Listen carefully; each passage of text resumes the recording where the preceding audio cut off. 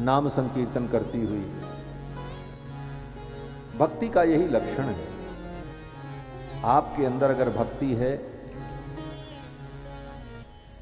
तो कैसे हम जाने, सामने वाला कैसे जाने कि इनके अंदर भक्ति है?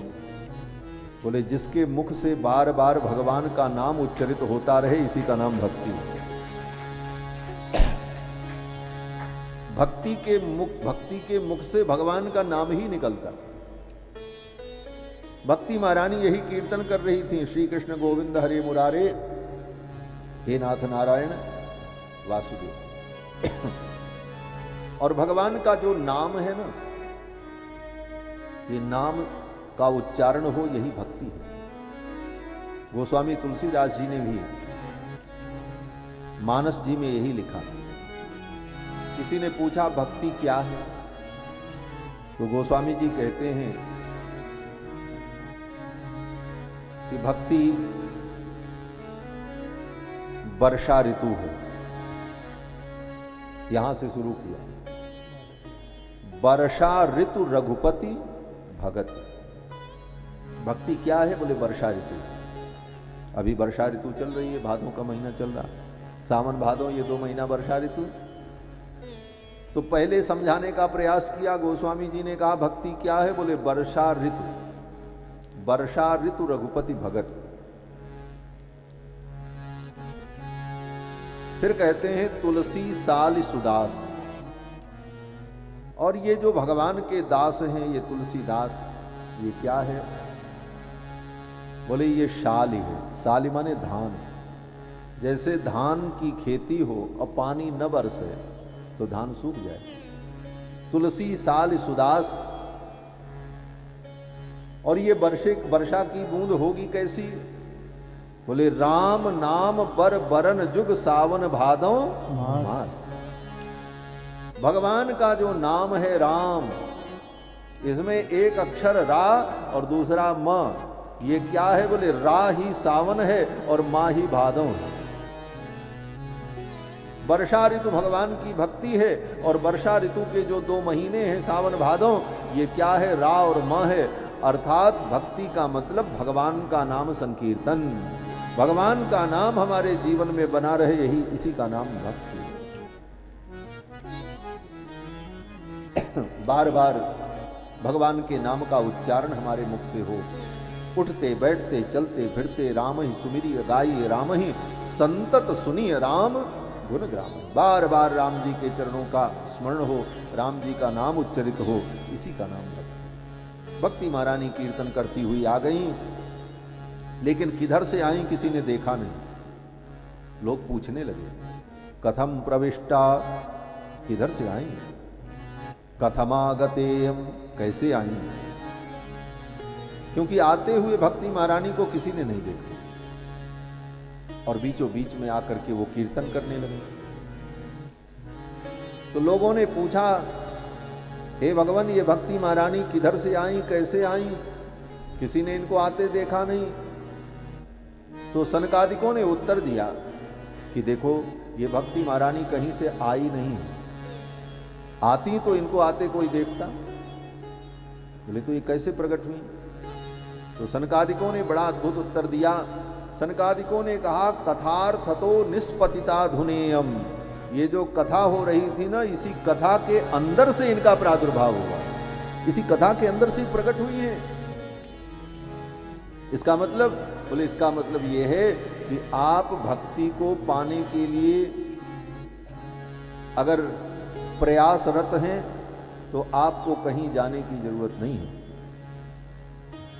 और भक्ति आपके पास चल करके आएगी, लेकिन कहां पर?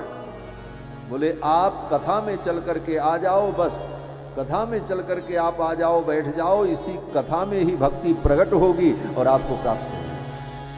भक्ति को पाने के लिए कहीं जाने की जरूरत नहीं। न जंगल में, न पहाड़ पर, न नदी के तट पर, भगवान की कथा में आ जाओ और कथा सुनते रहो। इसी कथा में भक्ति प्रकट होंगी। और किधर से आएंगी आपको पता नहीं चलेगा, कब आएंगी आपको पता नहीं चलेगा, और आपके हृदय में भक्ति आकर के विराजमान हो जाए। कथम प्रविष्टा कथमागतेयम, ये भक्ति कहां से आई, कैसे आई, किसी ने नहीं देखा। फिर ज्ञान वैराग्य को लेकर के।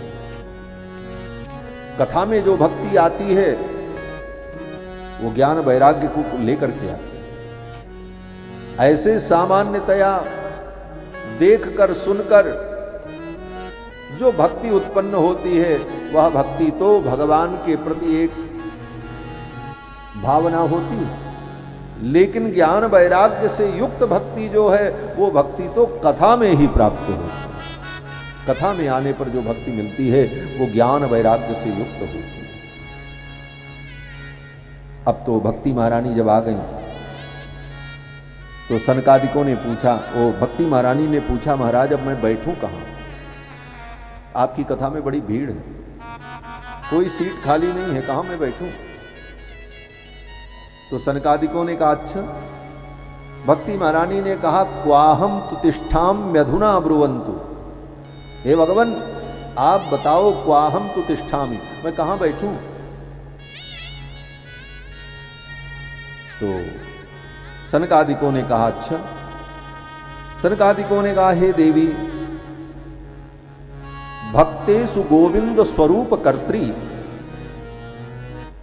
सनकादिकों ने कहा हे भक्ति महारानी आप बड़ी महान हो, आप जिसके जीवन में आ जाती हो उसको गोविंद का स्वरूप प्रदान कर देती, वो गोविंद के समान हो जाता है।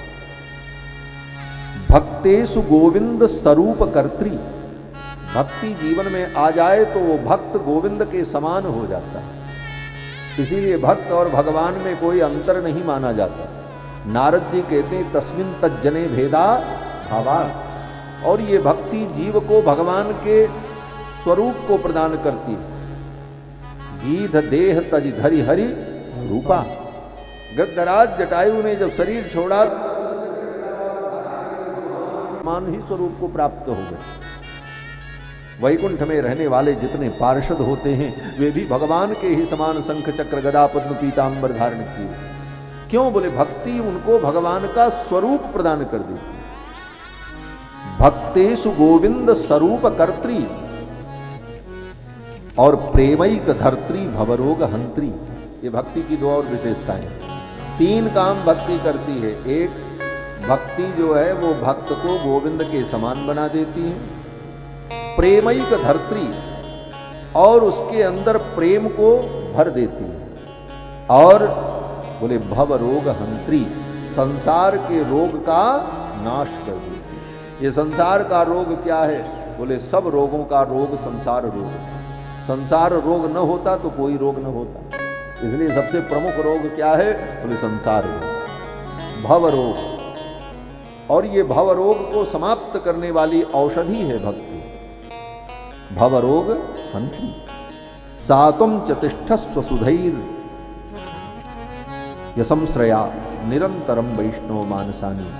सनकादिकों ने कहा ये जितने भक्त बैठे हैं इन्हीं के मन में आप जाकर के बैठ जाओ, बस आपके लिए यही आसन सबसे बढ़िया है।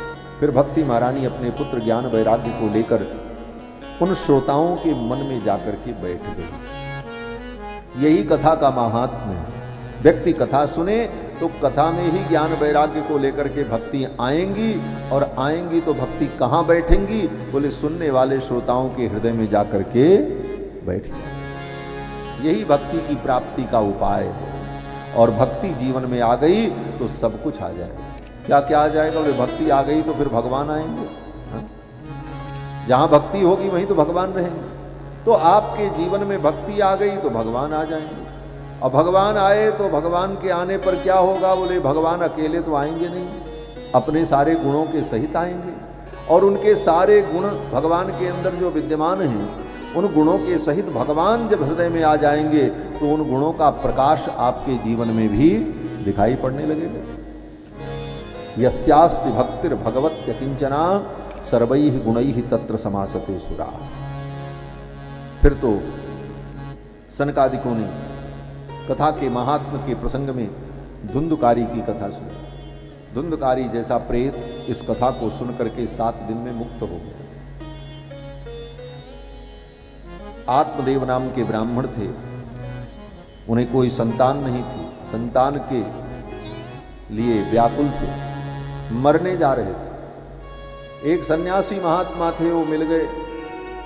उन्होंने एक फल दिया, कहा ले जाओ अपनी पत्नी को खिला देना, संतान की प्राप्ति होगी। आत्मदेव ब्राह्मण ने ला करके फल अपनी पत्नी को दिया। पत्नी बड़ी विचित्र थी, उसने ले जाकर के वो फल गाय को खिलाया, अपने नहीं खाए। उसने सोचा अगर मैं फल खाऊंगी तो गर्भवती हो जाऊंगी, गर्भवती होने पर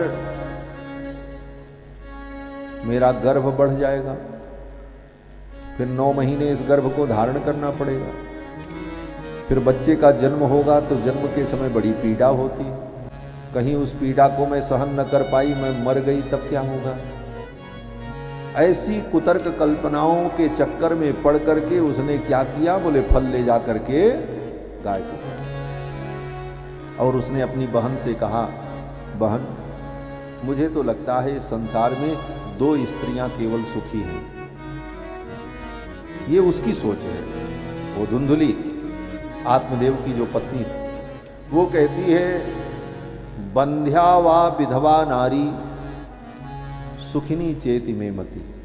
मेरी मति में तो बंध्या स्त्री और विधवा स्त्री ही सुखी है। बोले क्यों? बोले इनको संतान उन्तान पैदा करने का कोई झंझट ही नहीं रहता। हाँ। बंध्या है तो संतान नहीं होगी और विधवा है तो संतान की कल्पना भी नहीं है, इसलिए ये 2 प्रकार की स्त्रियां बड़ी सुखी हैं, बाकी स्त्रियों को तो दुख ही दुख है महाराज। गर्भ धारण करें, फिर 9 महीने तक उसको ढोवें, फिर उसको जन्म दें, फिर उसको पालें, ये कितना दुख है। मैं ऐसे दुख के चक्कर में पड़ने वाली नहीं हूं। उसकी बहन ने कहा तो फिर क्या करोगी? फल ला करके तुम्हारे पति ने दिया था, महात्मा का आशीर्वाद व्यर्थ नहीं होता। क्या जवाब दोगी? कहां से बेटा लाओगी? फल तो खिला दिया गाय को। तो धुंधली ने कहा एक काम करो बहन, तुम गर्भवती हो, मैं भी गर्भवती होने का नाटक करूंगी, और जब तुम्हारा बच्चा पैदा होगा तो उसी बच्चे को हमें दे देना, और ये रहस्य हमारे पति को पता न चलने पावे, और मैं बता दूंगी कि यही बेटा हुआ है, और उनको बेटे से तो मतलब, और इसके बदले में मैं तुमको कुछ धन दे दूंगी। बहन राजी हो गई। बहन ने कहा ठीक है। दोनों ने गर्भवती होने का, एक तो सही में गर्भवती थी और ये तो नाटक कर रही थी। समय हुआ और समय पर उसने अपने बच्चे को कैसे न कैसे युक्ति पूर्वक भेजवा दिया। आत्मदेव ब्राह्मण नहीं जान पाए और आत्मदेव ब्राह्मण को बताया कि यही बेटा पैदा हुआ, और फल खिला दिया था गाय को। वो गाय भी गर्भवती हुई और गाय ने सुंदर बछड़े को जन्म दिया, और वो बछड़ा जो पैदा हुआ वो मनुष्य के समान, उसके कान केवल गाय के समान थे, बाकी सब पूरा शरीर मनुष्य के समान। आत्मदेव ब्राह्मण बड़े प्रसन्न हुए, मैं तो एक बेटा चाह रहा था, हमको 2 बेटे मिल गए। मेरी गाय ने भी सुंदर मनुष्य के समान बछड़ा जना, उसका नाम रखा गोकर्ण। और अपने बेटे का जब नाम रखने चले, वो जो पत्नी मंगवाई थी बहन के घर से, अब आत्मदेव जी तो यही जानते थे कि हमारा ही बेटा है, तो आत्मदेव ब्राह्मण उसका नामकरण करने चले। तो आत्मदेव ने कहा देखो मेरा नाम आत्मदेव, तो मेरे बेटे का नाम ब्रह्मदेव, मेरे नाम से मिलता जुलता नाम होना चाहिए। आत्मदेव की पत्नी जो धुंधली थी वो लड़ पड़ी, उसने कहा आपके नाम से मिलता जुलता नाम होगा, जन्म हमने दिया, दुख हमने सहा, और तुम्हारे नाम पर नाम रहेगा, नाम तो मेरे नाम से जुड़ा होगा। आत्मदेव ब्राह्मण बेचारे चुप हो गए, क्या करते। पत्नी बड़ी तेज थी महाराज, झगड़ गई। पत्नी ने कहा मेरे नाम से जुड़ा हुआ नाम होना चाहिए। आत्मदेव ब्राह्मण ने कहा क्या नाम होगा? तो उसने कहा मेरा नाम धुंधुली है, तो मेरे बेटे का नाम धुंधकारी होगा। यही नाम रखा उसने। पुत्रस्य धुंधकारीति नाम मात्रा प्रतिष्ठितम। ये नाम जो है उसकी मां ने रखा था, पिताजी ने नहीं रखा। धुंधुली ने कहा इसका नाम धुंधकारी होगा। चलो मान लिया पिताजी ने। दोनों बच्चों का विधि पूर्वक संस्कार किया, नामकरण, अन्नप्राशन, चूड़ाकरण, कर्णवेद, और जब उपनयन संस्कार आया तो दोनों बच्चों का, गोकर्ण जी का और धुंधकारी का, यज्ञोपवीत किया आत्मदेव ब्राह्मण ने और वेद पढ़ाने लगे। लेकिन धुंधकारी के संस्कार तो अच्छे थे नहीं, उसको पढ़ने में कोई रुचि नहीं। वो जब पढ़ाने का समय हो तो भाग जाए महाराज वहां, वो रुकबे ही नहीं करे वहां। और ऐसा ऐसा काम करे कि पिताजी स्वयं नाराज हो जाएं और पढ़ाने का उनका भाव बिगड़ जाए। और गोकर्ण जी बोले, गोकर्ण जी प्रेम से पढ़ लेते थे। परिणाम क्या हुआ? बोले गोकर्ण जी परम ज्ञानी हो गए। गोकर्ण पंडितो ज्ञानी, गोकर्ण जी परम ज्ञानी हुए। गोकर्ण पंडितो ज्ञानी और धुंधुकारी महाखलह, ये धुंधुकारी महादुष्ट हुआ। कितना दुष्ट हुआ? कहते हैं कि स्नान शौच क्रियाहीनो, 10 दिन तक तो नहाता नहीं था महाराज। ये धुंधुकारी इतना गंदा, 10 दिन तक स्नान न करे। शौच क्रियाहीनो, शौच इत्यादि करने जाए तो हाथ होत मिट्टी से नहीं धोता था, ऐसे ही धो ले पानी उनी में, कहीं देहों में पोंछ ले, कुछ भी कर ले। शुद्धि अशुद्धि का उसके अंदर विवेक नहीं था। आजकल तो महाराज सब जगह धुंधकारिये दिखाई पड़ रहे हैं। शौच करने भी जाओ तो बड़े बड़े जगहों पर तो महाराज बाथरूम में पानी नहीं मिलेगा, कागज रखा रहता है। ये धुंधकारी के भी बाप पैदा हो गए हैं अब तो। धुंधकारी तो कुछ कम था, यह स्थिति है महाराज। और उसको बड़ी सभ्यता मानते हैं कि हम बड़े एडवांस हैं, बड़े आधुनिक हैं, बड़े हम लोग अच्छे लोग हैं। अरे वाह! धुंधकारी की क्या स्थिति थी? स्नान शौच क्रियाहीनो, 10 दिन तक नहाता नहीं था महाराज। शौच की क्रिया से हीन था। दुर्भक्षी क्रोधवर्धिता, और जो मिले कुछ भी मिले खा लेना, कोई विचार नहीं खाने पीने पर, जो मिले वही खा लो, पेट भरना जो अच्छा लगे। और दुष्परिग्रह करता च स्वहस्तेन भोजनम,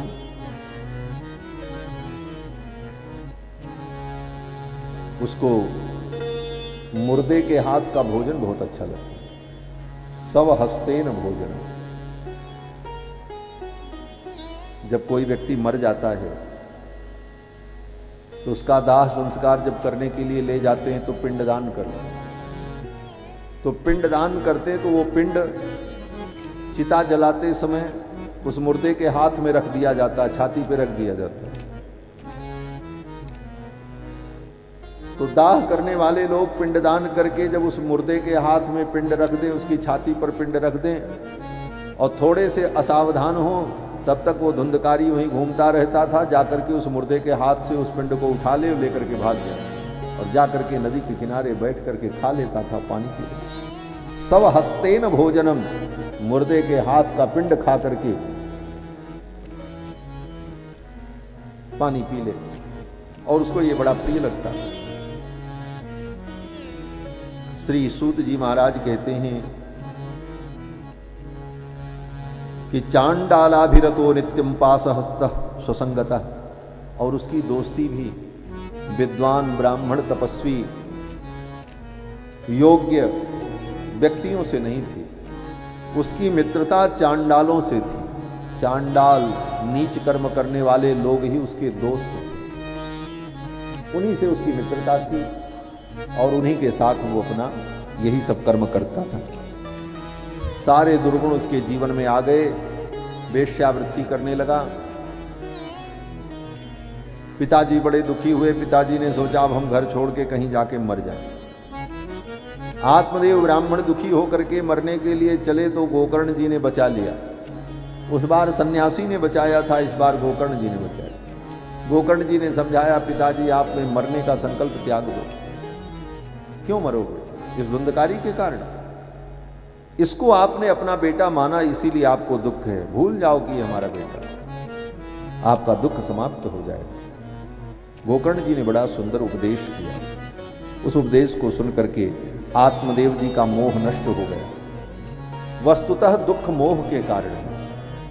हम जिस वस्तु में मोह करते हैं उस वस्तु के नष्ट होने पर हमें कष्ट होता है। किसी वस्तु में हमारा मोह न हो तो वो वस्तु चाहे नष्ट हो चाहे भ्रष्ट हो, हमको कोई दुख नहीं। हम दुखी क्यों होते? ये चीज बिगड़ गई इसलिए हम दुखी हो गए, क्योंकि उसको हम अपना मानते। ये व्यक्ति बिगड़ गया तो दुख हुआ, क्यों? बोले हम उसको अपना मानते। दुनिया में किसी वस्तु, व्यक्ति और पदार्थ को तुम अपना मत मानो, कभी कहीं दुख होगा ही। उपाय बहुत सरल है और बहुत कठिन भी है। समझ में आ जाए तो कहीं भी दुख है, जिसको हम अपना मानते हैं उसी के नष्ट होने पर हमें दुख होता है। इसलिए दुनिया की किसी भी वस्तु को अपना मत मानो। उपयोग करो लेकिन अपना मत मानो। हम उपयोग करते करते उसे अपना मानने लगते हैं, बस यही में दुख हो जाता है। जब आप ट्रेन में यात्रा करते हैं तो रेलवे स्टेशन पर बैठते हैं, जब तक प्रतीक्षा करते हैं तो वहाँ की कुर्सी का भी उपयोग करते हैं, पंखे का भी उपयोग करते हैं, पानी का भी उपयोग करते हैं, सब करते हैं। लेकिन उन सब चीज़ों को आप अपना नहीं मानते। जब चलते हैं तो भूल जाते हैं, छोड़ देते हैं। अगर वो नष्ट हो जाए तो आपको कष्ट भी नहीं होता, क्यों? बोले आप उसको अपना नहीं मानते। उपयोग किया लेकिन उसे अपना नहीं मानते, इसलिए उसके नष्ट होने पर, छूटने पर भी कोई कष्ट नहीं हुआ। और जिन चीजों को हम अपना मान लेते हैं, उपयोग करते हैं और उपयोग करते करते उपभोग करने लग जाते हैं और उपभोग करते करते उसके मोह में हम बंध जाते हैं, फिर उसके नष्ट होने पर, छूटने पर हमें कष्ट होता है। यही विज्ञान है। इस विज्ञान को समझ लें तो संसार में कहीं भी हम मोह में न पड़े। वेद यही कहता है, तेन त्यक्तेन भुंजी था मां गृध कस्व सिद्धनम।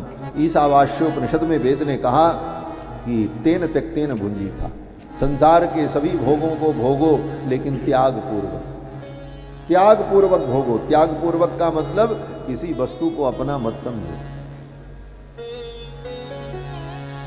क्यों? बोले मोह होने पर ही दुख होगा। गोकर्ण जी के उपदेश को सुनकर के आत्मदेव ब्राह्मण का मोह नष्ट हो गया, उनका दुख समाप्त हो गया। वो तो मगन हो गए, भगवान के भजन में लग गए। धुंधकारी अपने घर में अकेले रहता, उसकी माँ रहती। एक दिन अपने माँ को बहुत मारा, बोले सब रुपया दे। कहाँ रखी हो? छिपा करके था। माँ ने कहा बेटा तुमने सब कुछ तो ले लिया, अब क्या बचा है? लेकिन धुंधकारी बड़ा दुष्ट था, अपनी माँ को जब मारा तो धुंधकारी की माँ बहुत दुखी हुई। धुंधली उसी के कर्मों का परिणाम था। इतनी दुखी हुई कि घर से बाहर गई और एक कुएं में जाकर के कूद गई, आत्महत्या कर ली, मर गई। धुंधकारी अपने घर में रहने लगा स्वतंत्र रूप से। गोकर्ण जी तीर्थ यात्रा में चले गए, आत्मदेव ब्राह्मण भी तीर्थ यात्रा में चले गए। धुंधली मर गई कुएं में कूदकर। धुंधकारी ने सोचा चलो अच्छा हुआ, अब अकेले रहेंगे घर में आनंद से।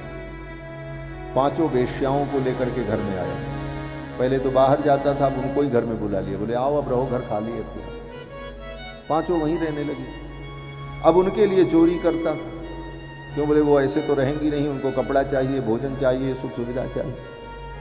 उन नर्तकियों के लिए चोरी करने लगा, पाप करने लगा और भी बड़े बड़े कांड करने लगे। एक दिन बहुत बड़ी चोरी की धुंधकारी ने। धुंधकारी ने सोचा रोज थोड़ी थोड़ी चोरी करने से अच्छा एक बार ही ज़्यादा माल मिल जाए तो फिर बहुत दिनों तक काम चलेगा। बड़ी चोरी किया। जब बड़ी चोरी किया तो बड़ी चोरी होती है तो फिर राजा के सैनिक भी बड़े सावधानी से पता लगाते हैं, भाई बहुत बड़ा कांड है, इसका तो पर्दाफाश होना चाहिए।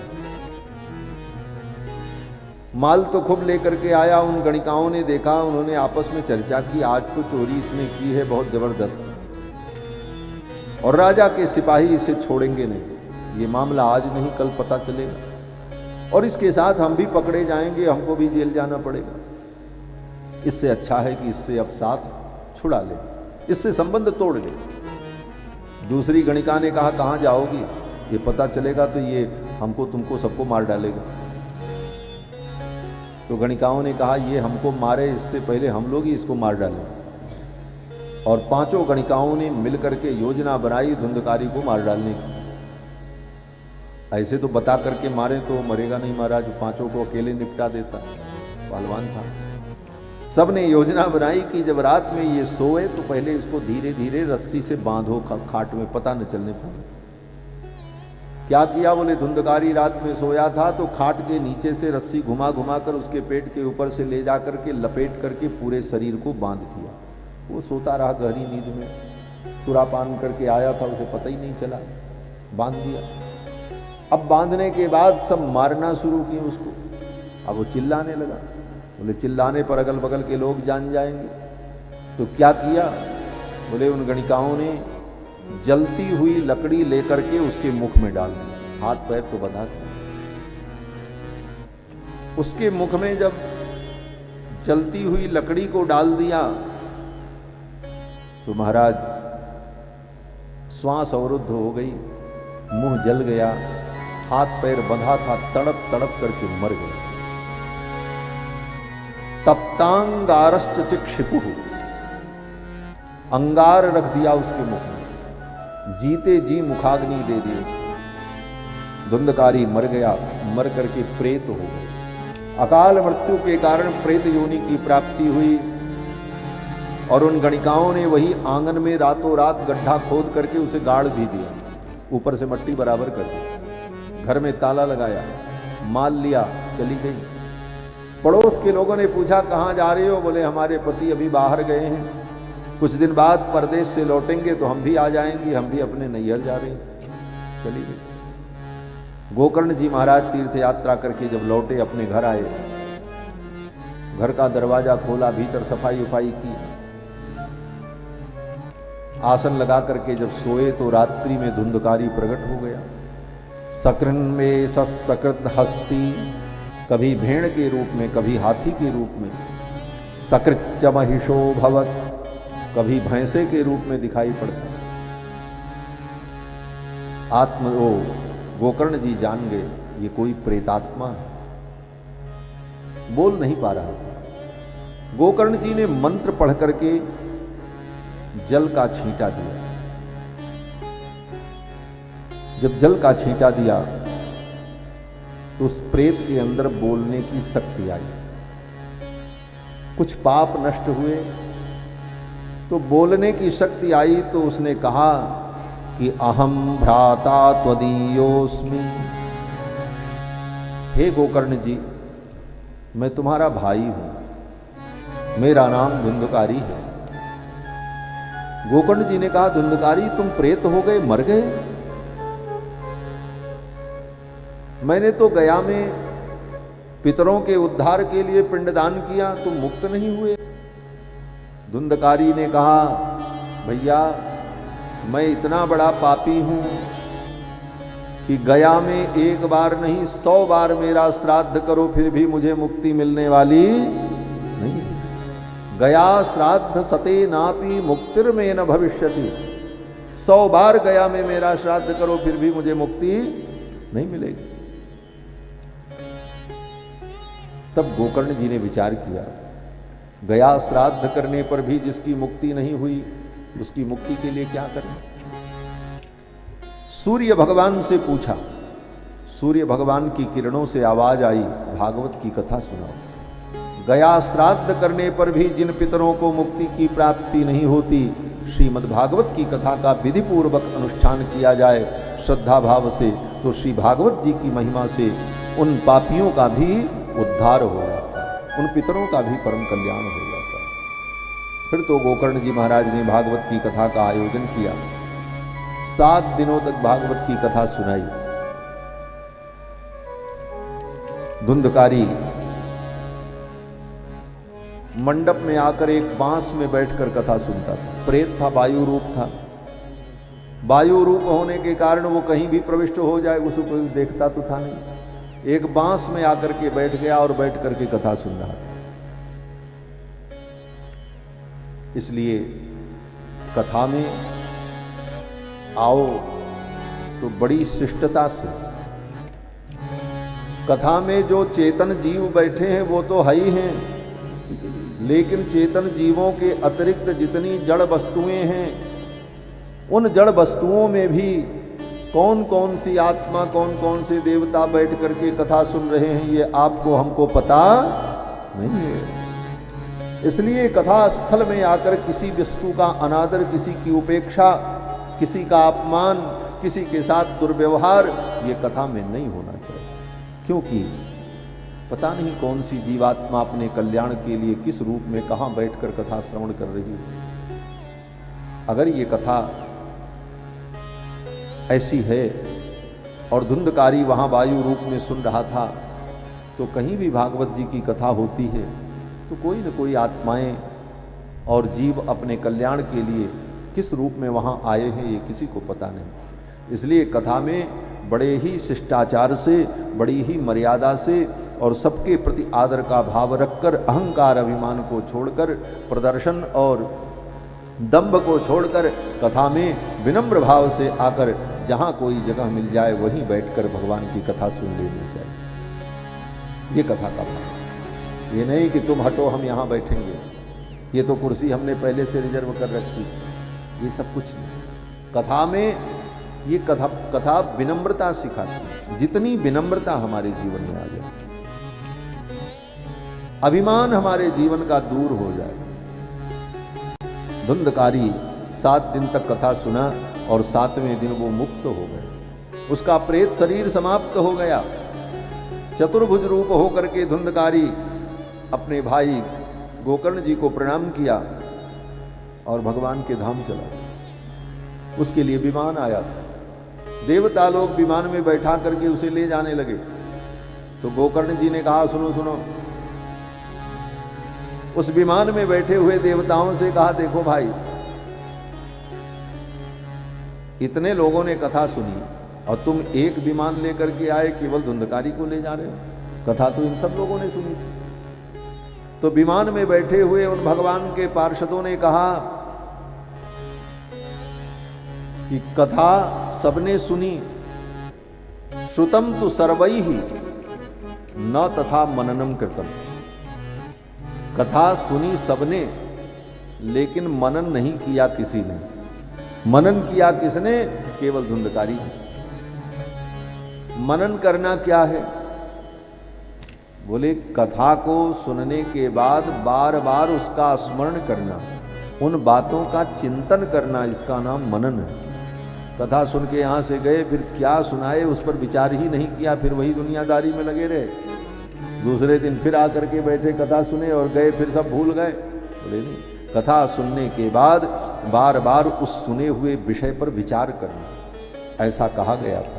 इसके बाद ये कहा गया था, ये बात बताई गई थी। इसका तात्पर्य ये है, उन सब विषयों को बार बार अपनी स्मृति में, स्मृति पटल पर बार बार उसका चिंतन करते रहना, इसी का नाम मनन है। और मनन करने के बाद पहले श्रवण, श्रवण के बाद उसका बार बार स्मरण, चिंतन, मनन, और मनन करने के बाद उसे अपने जीवन में उतार लेना, उसे जीवन में अपने आत्मसात करना, इसका नाम है निधिध्यासन। गोकर्ण जी महाराज कथा सुनाते थे, धुंधकारी सुनता था और उसका मनन करता था। विमान में बैठे पार्षदों ने कहा, इसने मनन किया इसलिए इसका कल्याण हो गया। बाकी लोग कथा तो सुनते थे, लेकिन कथा सुनते सुनते बार बार घड़ी देखते थे। बोले तब के जमाने में घड़ी कहाँ थी? बोले फिर भी इधर उधर अंदाजा लगाते रहे कितना समय हो गया। क्यों? बोले अभी जाकर के भोजन बनाना है। कोई सोचता था अभी जाकर के चारा काटना है, कोई कहता था आज फला काम बाकी रह गया, अब तो देर हो रही है, जल्दी कथा समाप्त हो तो चलें वो काम निपटा लें। तो सबका दिमाग जो है संसार में लगा रहा, कथा में नहीं लगा रहा। लेकिन धुंधकारी, बोले धुंधकारी को न कहीं जाना था न कहीं आना था, उसका मन तो पूर्ण रूप से भगवान की कथा में लगा था। देवताओं ने कहा कथा तो सबने सुनी, लेकिन मनन किसी ने नहीं किया। सब कथा में बैठे रहते थे, लेकिन उनका मन संसार के प्रपंच में दौड़ता रहा, इसलिए उनको मुक्ति नहीं मिली। लोगों ने कहा अरे ये तो बहुत बड़ी भूल हो गई, अब ऐसा करो एक बार फिर से कथा हो। हम कथा की महिमा जान नहीं पाए, अब हम सुनेंगे तो चित्त लगा करके सुनेंगे और मनन करेंगे। गोकर्ण जी ने कहा ठीक है। लगे हाथ, दूसरी भागवत कथा हुई। एक कथा पूरी हुई, आषाढ़ के शुक्ल पक्ष की नवमी से लेकर गुरु पूर्णिमा व्यास पूर्णिमा पर्यंत 7 दिन गोकर्ण जी ने कथा सुनाई थी धुंधकारी के लिए। और वो कथा जब पूर्णिमा को पूरी हुई, गुरु पूर्णिमा को, तो गांव वालों ने देखा धुंधकारी मुक्त हो गया।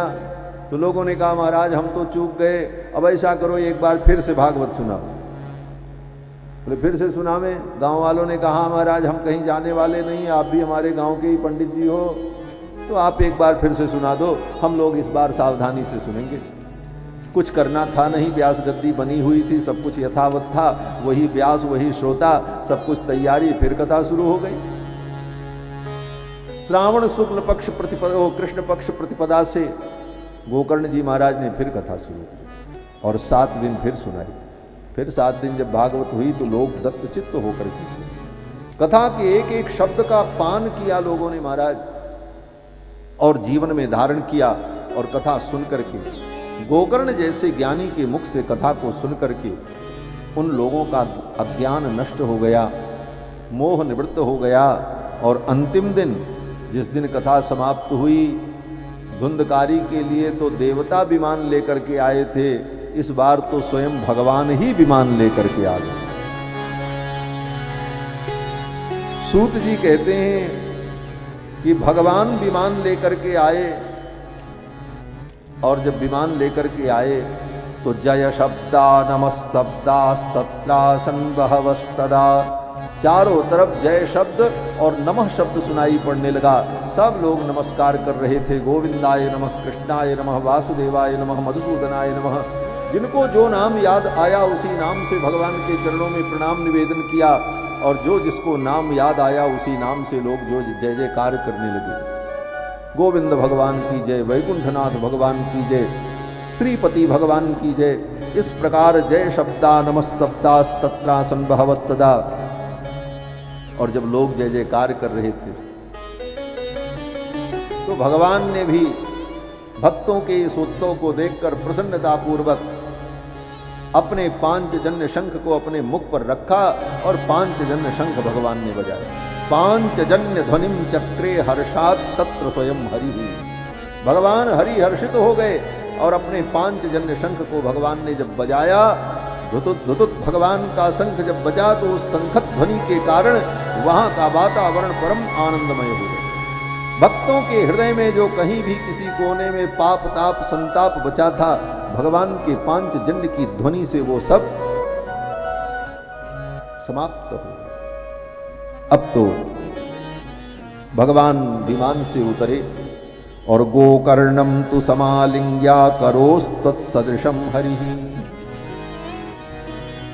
भगवान विमान से उतरे और उतर करके गोकर्ण जी को गले लगाया, व्यास जी को गले लगाया। जब व्यास जी को गले लगाया तो लोगों ने देखा चतुर्भुज भगवान 2 भुजा वाले गोकर्ण जी को। क्या आपने सुना? ऑनलाइन सेलिंग का ब्रांड न्यू तरीका आ चुका है। बेहतर एक्सपीरियंस। एक ब्राह्मण विप्र को व्यास को गले लगा रहे हैं, और जैसे ही गले लगाया तब तक लोगों ने क्या देखा, बोले दोनों चतुर्भुज दिखने लगे महाराज। गोकर्ण जी भी चतुर्भुज भगवान के समान। अब लोगों को लगे इसमें भगवान कौन है, गोकर्ण कौन है। आत्म स्वरूप प्रदान कर दिया भगवान ने गोकर्ण जी को। गोकर्णम तु समालिंग्या करोत् स्वसदृशम हरि। अपने समान भगवान ने बना दिया। अब सभी श्रोता लोग देखने लगे, और केवल गोकर्ण जी ही नहीं, वहां जितने श्रोता थे सब भगवान के स्वरूप को प्राप्त हुए, और सबको भगवान ने विमान में बैठाया और सबको लेकर के वैकुंठ चले गए। किस प्रकार से? तो सूत जी कहते हैं कि अयोध्यावासिनः पूर्वम यथा रामेण संगता। बिना राम जी की कथा पूरी होगी? हमारे राम जी का नाम बिना आए भागवत भी पूरी नहीं हो सकती। तो राम जी की चर्चा तो आएगी आएगी। कहते हैं सब अयोध्या मुक्त हो गए। कैसे मुक्त हो गए? बोले पूरे गांव के लोग, गोकर्ण जी महाराज और गांव के जितने लोग थे सब किस प्रकार से? तो कहते हैं अयोध्यावासिन पूर्वम यथा रामेण संगता। जैसे त्रेता युग में संपूर्ण अयोध्यावासियों को लेकर के भगवान वैकुंठ चले गए, उसी प्रकार सभी लोग गांव के मुक्त होकर वैकुंठ को प्राप्त हो गए। अयोध्यावासिन पूर्वम यथा रामेण संगता तथा कृष्णेन ते नीता गोलोकम योगी दुर्लभम। इस प्रकार इस कथा के महात्म से, इसकी महिमा से धुंधकारी जैसे प्रेत को प्रेत योनि से मुक्ति की प्राप्ति हो गई। ज्ञान वैराग्य भक्ति तीनों स्वस्थ हो गए। आगे एक अध्याय में श्री सूत जी महाराज ने कथा सुनने की विधि का वर्णन किया। सनकादिक इसका वर्णन करते। विधि क्या है? बोले कथा तो भगवान की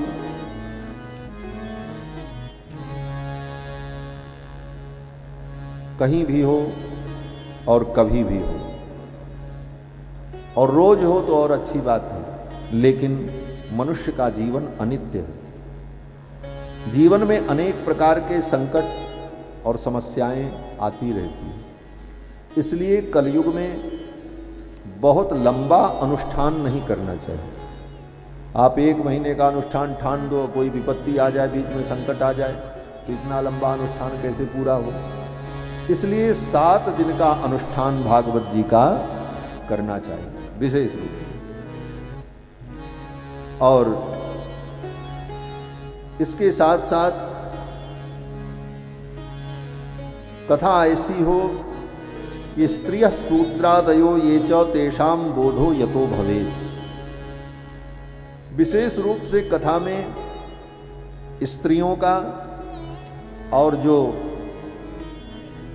साधारण लोग हैं, चतुर्थ वर्ण के लोग हैं, उनको कैसे बोध हो, उनको कैसे ज्ञान हो, इस विषय पर ध्यान देना चाहिए।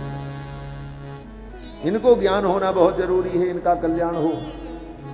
और सबको निमंत्रण देकर के भागवत में बुलाना चाहिए। और कहां पर कथा करनी चाहिए? कहते हैं विशाला वसुधा यत्र। देखो जितनी बात है सब लिखी हुई बात मैं कर रहा हूं, कहीं कोई बाहर की बात नहीं। विशाला वसुधा यत्र, जहां पर पर्याप्त जगह हो वहां कथा करनी चाहिए। क्यों? बोले पता नहीं कितने श्रोता आ जाएंगे, और अगर बैठने की जगह नहीं मिले और वे बेचारे बिना कथा सुने चले गए इस कारण से कि बैठने की जगह उनको नहीं मिली, बोले ये अपचार हो गया। इसलिए चयन करते समय जगह का जब चयन करे तो बड़ी जगह का चयन करना चाहिए। सनकादिक कहते हैं विशाला वसुधा यत्र कर्तव्यम तत्कथा स्थलम। जहां पर खुली जगह हो वहां पर कथा का स्थल तय करना चाहिए।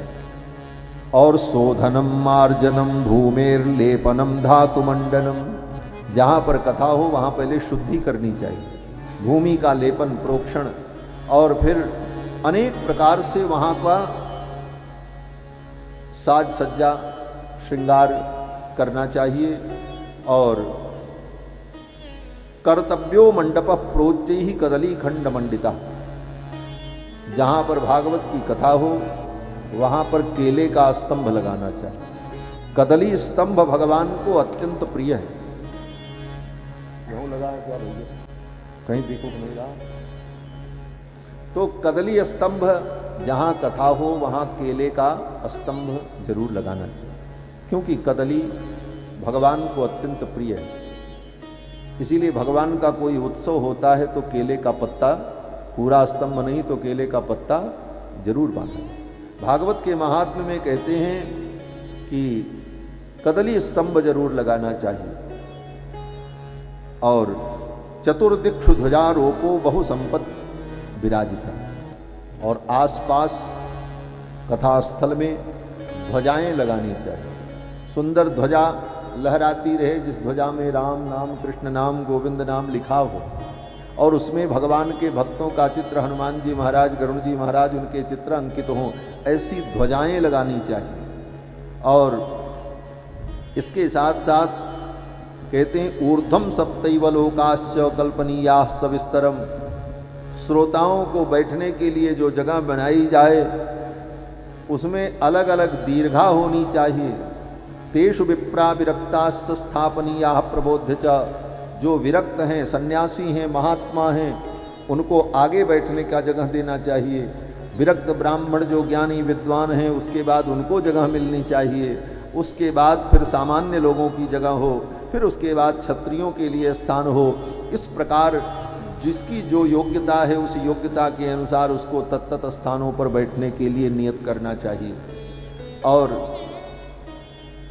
वक्ता कैसा हो, कहते हैं वक्तुश्चापि तथा दिव्यम आसनम परिकल्पयेत। वक्ता के लिए दिव्य आसन, श्रेष्ठ आसन होना चाहिए, और श्रोताओं से वक्ता का आसन ऊंचा होना चाहिए। क्यों बोले, ये कथा गंगा है। जैसे गंगा बहती है तो ऊपर से नीचे आती है, नीचे से ऊपर नहीं जाती।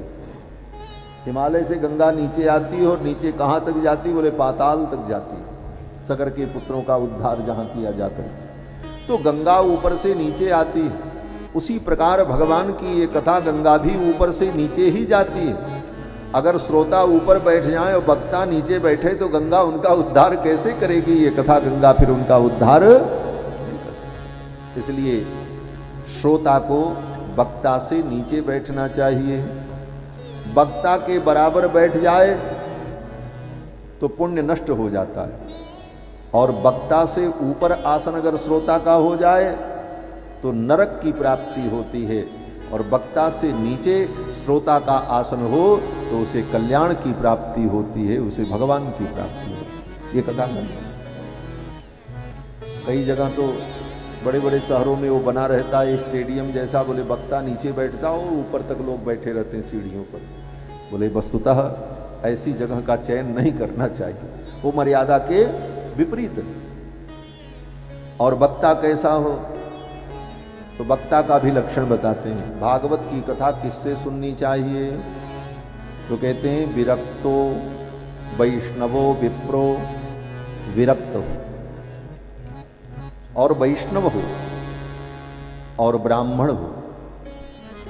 विरक्त वैष्णव ब्राह्मण के द्वारा वेद शास्त्र विशुद्धिकृत, जिसने वेद शास्त्र को पढ़ा हो, शास्त्र का जिसे ज्ञान हो, दृष्टांत कुशलो धीरा, अनेक प्रकार के दृष्टांत को बताकर कथा के महत्व को, कथा के रहस्य को श्रोता के हृदय में उतार देने की क्षमता जिसके अंदर हो, ऐसे व्यक्ति से भागवत कथा सुननी चाहिए। विरक्त हो, वैष्णव हो, ब्राह्मण हो और पुरुष हो। हाँ, आजकल तो महाराज स्त्रियां भी व्यासपीठ पर बैठ करके भागवत बांच रही और लोग करा रहे हैं। ठीक है, सात्विक मनोरंजन हो रहा है, उसका कोई पुण्य नहीं होगा, उससे कोई पुण्य प्राप्त नहीं होगा। वह एक प्रकार से सात्विक मनोरंजन है, बस विधि नहीं है। विधि तो यही है जो लिखा है, विरक्त हो, वैष्णव हो, विप्र हो, पुरुष हो, आचरण संपन्न हो, वेद शास्त्र को पढ़ा हो, ऐसे व्यक्ति से भागवत कथा सुननी चाहिए। इसीलिए भागवत का वक्ता आज तक जितने वक्ता हैं, कैसे वक्ता थे? बोले सूत जी वक्ता हैं, वेदव्यास जी हैं, नारद जी हैं, सनकादिक हैं, सुखदेव हैं, मैत्रेय जी हैं, वेदव्यास हैं। कोई देवी वक्ता तो नहीं बनी। जो विधि है शास्त्र की, उस विधि से जब शास्त्र का आप अनुभव करेंगे तब ये शास्त्र आपका कल्याण करेगा। और शास्त्र में और धर्म में आपका भौतिक संविधान लागू नहीं होता। लोग कहते हैं संविधान सबको समानता का अधिकार देता है। तुम्हारा संविधान जो है वो समानता का अधिकार देता है। संविधान एक मनुष्य के द्वारा बनाई गई व्यवस्था है, और ये शास्त्र सनातन व्यवस्था है जो भगवान के द्वारा बनाई गई। ये व्यवस्था सार्वभौम व्यवस्था है, इसका एक नियम है, उस नियम में रह करके ही हम इसका तत्व समझ सकते हैं। और जहां तक संविधान की बात है, तो तुम्हारा संविधान तो बहुत संकुचित है। तुम्हारे देश का संविधान तुम्हारे देश में ही केवल माना जाता, दूसरे देश में उसको कोई पूछता ही नहीं। चले जाओ अमेरिका में, भारत का संविधान कौन मानेगा? और अमेरिका का संविधान भारत में नहीं माना जाता। लेकिन शास्त्र जो है ये तो पूरे धरती के लिए, पूरे ब्रह्मांड के लिए, जहां भी कोई सनातन धर्मी है उसके लिए शास्त्र लागू होता। भारत का संविधान अमेरिका में लागू नहीं होता, लेकिन अमेरिका में रहने वाला अगर कोई हिंदू है तो उसके ऊपर भागवत और रामायण के नियम लागू होते हैं, वो अपने नियम का पालन करता है। तुमसे बड़ा संविधान हमारा सनातन संविधान है जो सारे ब्रह्मांड का नियंत्रण करता है। इसलिए संविधान की दुहाई देकर कि संविधान सबको समानता का अधिकार देता है, इसलिए मनमाना करो, जो चाहो सारी व्यवस्था बिगाड़ दो, बोले ये नहीं चलेगा। धर्म की व्यवस्था तो शास्त्र के अनुसार चलती है, जो शास्त्र कहता है वो धर्म है, और उसी प्रकार से उसको किया जाए तब उसका फल है। मनमाने ढंग से किया जाए तो उसका कोई फल नहीं। गीता में भगवान कहते हैं, यह शास्त्र विधि मुत्सृज्य वर्तते कामकारतः न स सिद्धिमवाप्नोति न सुखम न पराम गतिम तस्मात् शास्त्रम प्रमाणन्ते कार्याकार्य व्यवस्थितौ। शास्त्र के अनुसार जो कार्य करता है उसी को सुख शांति और समृद्धि प्राप्त होती है। इसलिए धर्म भी अपने मन से नहीं करना, शास्त्र के अनुसार। तुम्हारा मन कहता है कि ये धर्म है, हम ऐसा कर लें, बोले तुम्हारे करने से कुछ नहीं हो। शास्त्र अगर कहता है कि ऐसे करो वही करो, उससे एक सूत इधर उधर होने की जरूरत नहीं है। फिर तो महाराज वक्ता का लक्षण बताया और ये भी कहा कि कथा किससे नहीं सुननी चाहिए, ये भी बताया। अनेक धर्म विभ्रांता, कोई व्यक्ति हो लेकिन उसका मन अनेक धर्म में भटक रहा हो, कभी किसी देवता की उपासना, कभी किसी तंत्र की उपासना, कभी किसी मंत्र की उपासना, स्वयं के कल्याण का मार्ग वो तय न कर पाया हो, तो ऐसे व्यक्ति से क्या कथा सुने जो स्वयं भटका हुआ है। अनेक धर्म विभ्रांता स्त्रैणाह, जो स्त्रैण है, जिसके अंदर स्त्रियोचित लक्षण हो, ऐसे पुरुष से भी कथा नहीं सुननी चाहिए। पाखंडवादिनः, जो पाखंडवादी हो, सुख शास्त्र कथोच्चारे त्याज्यास्ते यदि पंडिता, भले ये पंडित हो, इनको बहुत कुछ मालूम हो, लेकिन अगर ऐसे हैं तो इनसे भी कथा नहीं सुननी चाहिए। और जिससे कथा श्रवण करे उसके साथ सहयोगी अन्य आचार्य ब्राह्मण भी हो, जो सारे विधि विधान का संपादन करें, मंत्र का जप, भागवत के मूल ग्रंथ का पारायण, देवी देवताओं का पूजन इत्यादि सारा विधान उन ब्राह्मणों के द्वारा संपन्न हो, और 5 ब्राह्मणों का वर्ण हो। सूर्योदय के पहले सो करके उठ जाना चाहिए और अपनी नित्य क्रिया को संपन्न करके फिर कथा में बैठ जाना चाहिए। और कथा विराम जब मध्याह्न में हो 2 घंटे के लिए, तो अपने आवश्यक कृत्यों को संपन्न करके अल्पाहार करते हुए कथा सुननी चाहिए। कितना अल्पाहार करें उसका कारण बताएं कि मलमूत्र जयार्थम ही लघ्वाहार सुखावह। ज्यादा पानी पियोगे, ज्यादा खाओगे तो फिर उठ के जाना भी पड़ेगा, बार बार बाथरूम जाना पड़ेगा। कहते हैं कि मलमूत्र जयार्थम च, मलमूत्र के लिए बार बार उठ करके हमको जाना न पड़े, इसके लिए लघ्वाहार सुखावह, लघु आहार, थोड़ा खाओ, थोड़ा पानी, जिससे कथा में बार बार उठने की स्थिति न बने। एक बार बैठ गए तो बैठ गए, सुनते रहे। और हविष्यान्नेन कर्तव्यो हे कबारम कथार्थिना, और कथा में पवित्र अन्न खाए। हविष्यान्न, हविष्यान्न का मतलब जो देवताओं को यज्ञ में समर्पित किया जाता हो, देवताओं के समर्पण के योग्य हो, ऐसे ही अन्न का सेवन करना चाहिए। जब तक कथा श्रवण करे तो कम से कम इन नियमों का पालन करें। कथा में पवित्र आहार लें, प्याज लहसुन नहीं खाना, मसूर की दाल नहीं खाना, होटल का नहीं खाना, बाहर की चीजों को न खाना। और कितनी बार खाना, बोले हे कबारम, एक बार केवल खाओ बस। और सवेरे से शाम तक 4 बार नाश्ता करेंगे। सवेरे खाओ, शाम को खाओ, दोपहर में खाओ, बीच बीच में भी खाते रहो। तो फिर कथा कहाँ सुनोगे? फिर तो नींद ही आएगी, आलस आएगा है? इसलिए एक बार भोजन करके कथा श्रवण करनी चाहिए। लेकिन आगे इससे भी बड़ी बात कहते हैं कि उपोष्य सप्तरात्रम वही शक्ति चेत शृणुयास्तदा। अगर भगवान ने शक्ति दिया है, भूख सहन करने की शक्ति है, तो 7 दिन तक कुछ मत खाओ, केवल कथा सुनो। ये नियम, लेकिन कठिन है। 7 दिन तक बिना खाए कैसे रहेंगे?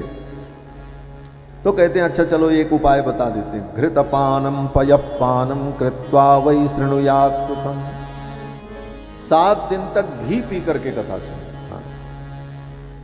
बोले महाराज घी पिएंगे तो काम चल जाएगा? बोले हाँ, केवल घृत पी करके काम चलाओ, अथवा केवल दूध पी करके रहो 7 दिन तक। फलाहारेण वा भाव्यम, अथवा 7 दिनों तक केवल फल खा करके रहो। एक भुक्तेन वा पुनः, अथवा एक समय भोजन करके कथा सुनो। सुख साध्यम भवेत यत्तु कर्तव्यम श्रवणाय तत्। तो कोई व्यक्ति था भोजन भट्ट, बिना खाए उसका काम नहीं चलता था। कोई भोजन भट्ट ऐसे होते ही हैं जिनका खाए बिना काम न चले। उसने कहा महाराज हम तो बिना खाए नहीं रह पाएंगे, तो क्या हम कथा नहीं सुन सकते? तो महाराज बड़े दयालु, महाराज ने कहा ठीक है खाओ, एक बार नहीं 4 बार खाओ, लेकिन कथा सुनो, कोई दिक्कत नहीं, खाओ। ये बात आप लोगों को बहुत अच्छी लगी होगी, क्योंकि ये आपके मन की बात थी। जो अपने मन की बात होती है वो तो स्वाभाविक है, अच्छी लगती है। और जो हम कर सकें, बातें तो बहुत हैं लेकिन सब कर पाना भी कठिन है। तो कहते हैं कि सुख साध्यम भवेत यत्तु कर्तव्यम श्रवणाय तत्। कथा सुनने में जैसे आपको अनुकूलता हो वो करके सुनो, लेकिन कथा सुनो। उद्देश्य कथा सुनना है। अगर 3 बार भोजन करने से आपका मन कथा सुनने में लगता है तो आप 3 बार भोजन करो और कथा सुनो। 3 घंटे कथा तो शांति से श्रवण करो, आलस्य छोड़ करके, निद्रा छोड़ करके। आगे कहते हैं कि सप्ताह प्रतिनाम पुंसाम नियमात् शृणु नारद। ये सप्ताह कथा श्रवण करने की विधि क्या है? कहते हैं पहले तो उसे वैष्णव दीक्षा लेनी चाहिए। विष्णु दीक्षा विहीना नाम नाधिकारः कथा श्रवे। विष्णु दीक्षा विहीना नाम नाधिकारः कथा श्रवे। जो वैष्णव दीक्षा नहीं लिया, वैष्णव नहीं हुआ, उसे भगवान की कथा सुनने का अधिकार नहीं। नाधिकारः कथा श्रवे। ब्रह्मचर्य मद सुप्ति पत्रावल्याम च भोजनम। वैष्णव होकर 7 दिनों तक कथा सुने। और कैसे सुने? बोले ब्रह्मचर्य का पालन करते हुए। अधः सुप्ति ही, जमीन पे सोए, बिस्तर पे न सोए, खाट पे नहीं। कम से कम प्रधान श्रोता को तो जमीन में सोना ही चाहिए। अब आज हम बता रहे हैं सब कि जान लो। तो जमीन में बिस्तर लगा करके, और ऐसा बिस्तर हो जो सुखद न हो। एक चटाई और उस चटाई के ऊपर एक कंबल। वो भी कंबल कौन? पुराने जमाने वाला, भेड़िया वाला, हाँ, जो गड़ता था, जिससे बढ़िया नींद ना आवे। तब भगवान का स्मरण। ब्रह्मचर्य मधः सुप्ति पत्रावल्याम च भोजनम। और 7 दिनों तक थाली में भोजन न करे, हाँ, पत्तल में भोजन करे, केले के पत्ते में, पत्रावली में उसे भोजन करना चाहिए। और कथा समाप्तो भुक्तिम च कुर्यान नित्यम कथा व्रती। और खाए कब? बोले जब कथा समाप्त हो, सायंकाल तक। और द्विदलम मधुतैलम च गरिष्ठान्नम तथैव च भावदुष्टम परियुषितम जहियान नित्यम कथा व्रती। जो कथा का व्रत ले, मुख्य रूप से मुख्य यजमान हो, द्विदलम, 7 दिनों तक उसे दाल नहीं खाना चाहिए। द्विदलम, दाल नहीं खाना चाहिए 7 दिन तक कथा सुनने वाले। और मधु, शहद, हनी, इसका सेवन नहीं करना चाहिए। तैलम, तेल नहीं खाना चाहिए, घी का प्रयोग करें। गरिष्ठान्नम, जो भोजन सुपाच्य न हो ऐसा भोजन नहीं करना चाहिए। भावदुष्टम पर्युषितम, भावदुष्टम का मतलब जो चीज देखने में खराब लगती हो, भले पवित्र हो, वो भी नहीं खाना चाहिए। भावदुष्टम क्या बोले? जिस वस्तु को देखने पर भाव बिगड़ जाए, भले वो वस्तु शुद्ध हो। जैसे वो चाउमीन खाते हैं तो देखो तो लगता है जैसे केचुआ हो, लंबे लंबे कीड़े जैसे। भावदुष्टम, वो भावदुष्ट है, भले वो शुद्ध है लेकिन उसमें भाव बिगड़ गया, वही भावना आ जाती है, इसलिए उसको नहीं खाना। तो जिन वस्तुओं को खाने पर भाव दुष्ट हो जाए उन वस्तुओं का त्याग करना चाहिए। ऐसे भी नहीं खाना चाहिए। जिन वस्तुओं के खाने से भाव दूषित हो वो वस्तु नहीं खानी चाहिए कभी भी। तो भाव दुष्टम पर्युषितम, बासी नहीं खाना चाहिए, ताजा ताजा भोजन करना। सवेरे का बना हुआ शाम को खाओ, बोले वो तामसी हो जाता है। और आजकल तो लोग महाराज 2 दिन का एडवांस ही बना करके रख देते हैं फ्रिज में, गर्म करके खिलाते रहते हैं, इसीलिए तमोगुण की वृद्धि होती है। तत्काल आप बनाओ और भगवान को भोग समर्पण करके गरम गरम सेवन करो। बासी वस्तु को खाने से तमोगुण की वृद्धि होती है। और आजकल यही शहरों में चल चुका है महाराज। बनाने के झंझट से बचने के लिए एक बार बना के रख लिया, दिन भर सबको गरम कर करके वही खिलाते रहे सब। तो पर्युषित माने बासी वस्तु का सेवन नहीं करना चाहिए। और कामम क्रोधम मदम मानम मत्सरम लोभम एव च दंभम मोहम तथा देशम दूरत चे कथावती। कथा करने वाले को, कथावृत्ति को इन सब चीज़ों से, काम क्रोध मान मत्सर लोभ आदि से दूर रहकर भगवान का स्मरण करते हुए भगवान की कथा श्रवण करनी चाहिए। और अंत में 7 दिन जब पूरा हो तो विधि पूर्वक हवन करना चाहिए। गायत्री मंत्र से अथवा ओम नमो भगवते द्वादशाक्षर मंत्र से हवन करना चाहिए। अगर निष्काम भाव से व्यक्ति ने कथा सुनी है, कोई कामना नहीं है, भगवान की प्रीति के लिए, भगवान के प्रेम में उसने कथा सुनी है, तो उसको हवन करने की जरूरत नहीं है। वो गीता पाठ करा ले। अंतिम दिन भागवत का जब पारायण पूरा हो जाए 7 दिन, तो 7वें दिन ब्राह्मण लोग गीता का पाठ कर दें, बस हवन करने की जरूरत नहीं। लेकिन जो लोग निष्काम भाव से कथा सुने और फिर अंत में 12 वैष्णव ब्राह्मण को बैठाकर उन्हें भोजन कराना चाहिए और उन्हें दक्षिणा देनी चाहिए। और बाकी जितने भक्त हों, प्रेमी हों, जो कथा सुनने रोज आते रहे हों, रोज नहीं एक दिन भी कथा सुनने आए हों, तो उन सबको आमंत्रण दे देना चाहिए कि आप आओ और भागवत जी का प्रसाद ग्रहण करो। और कथा के अंत में भगवान नाम संकीर्तन करना चाहिए। ये सब विधि श्री सूत जी महाराज ने बताई। 6 अध्याय में श्रीमद् भागवत के महात्म्य का वर्णन किया। सनकादिकों ने गंगा के तट पर यह कथा सुनाई। कथा जब समाप्त हुई तो कथा में कीर्तन हुआ। जब कथा में कीर्तन होने लगा, सनकादिक कीर्तन कर रहे थे, उसी समय सुखदेव जी वहां पर आ गए। परिभ्रमण समायातः सुको योगेश्वरस्तदा। श्री सुखदेव जी महाराज घूमते घूमते वहां पहुंच गए हरिद्वार। सनकादिक पहले से थे, नारद जी थे, भक्ति महारानी थी, ज्ञान वैराग्य थे, बड़े बड़े ऋषि मुनि महात्मा थे। सुखदेव जी भी आ गए। अब जब सुखदेव जी आए तो सब लोग मिलकर के कीर्तन करने लगे।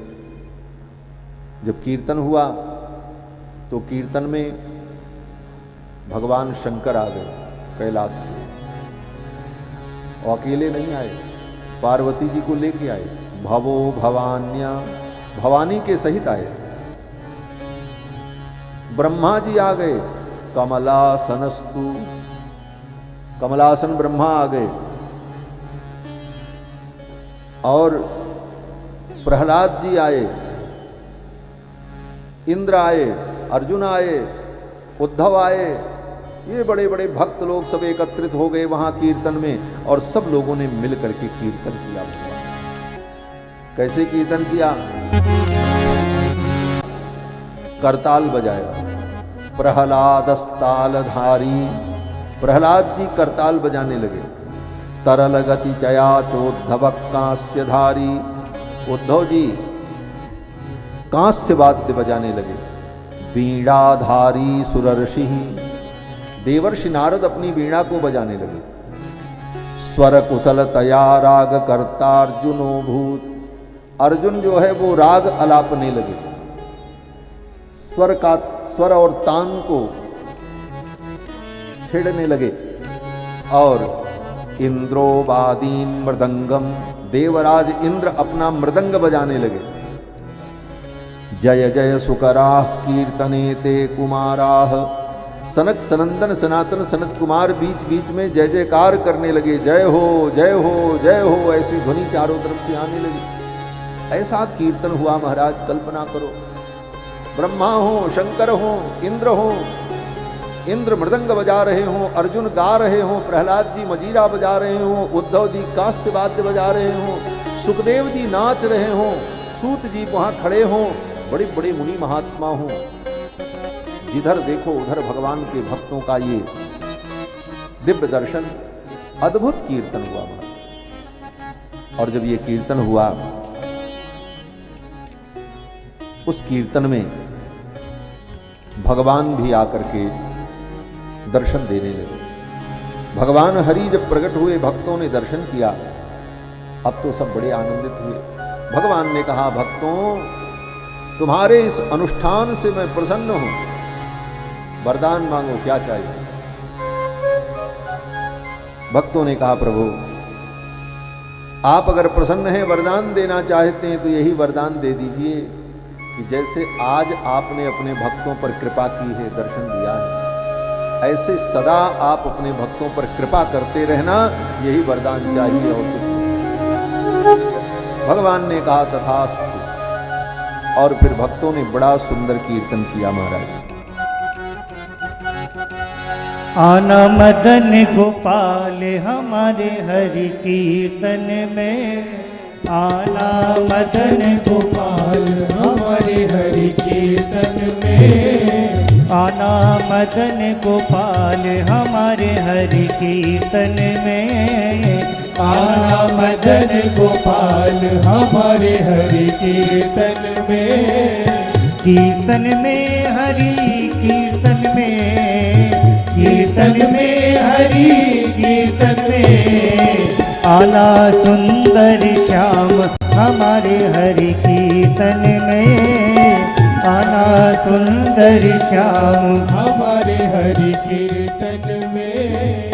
आप भी आना संग में राधा जी को लाना, आप भी आना संग में राधा जी को लाना, आप भी आना संग में राधा जी, आप भी आना संग में राधा जी को लाना। आकर रास रचाना, आकर रास रचाना हमारे हरि कीर्तन में, आकर रास रचाना हमारे हरि कीर्तन में।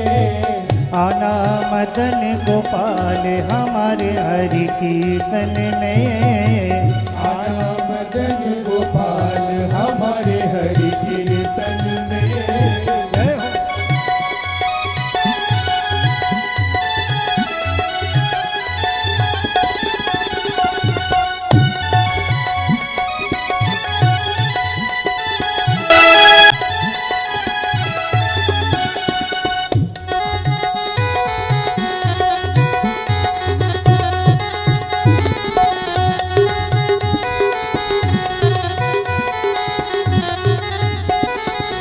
आप भी आना संग में गोपियों को लाना, आप भी आना संग में गोपियों को लाना, आप भी आना संग में गोपियों को लाना, आप भी आना संग में गोपियों को लाना।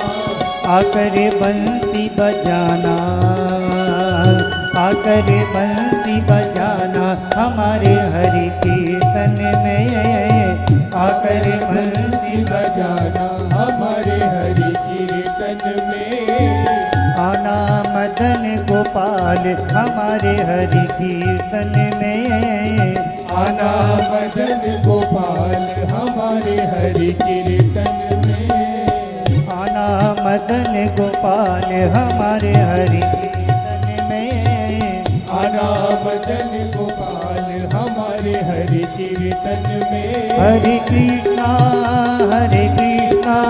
कृष्णा कृष्णा हरे हरे, हरे रामा रामा रामा हरे हरे। हरे कृष्णा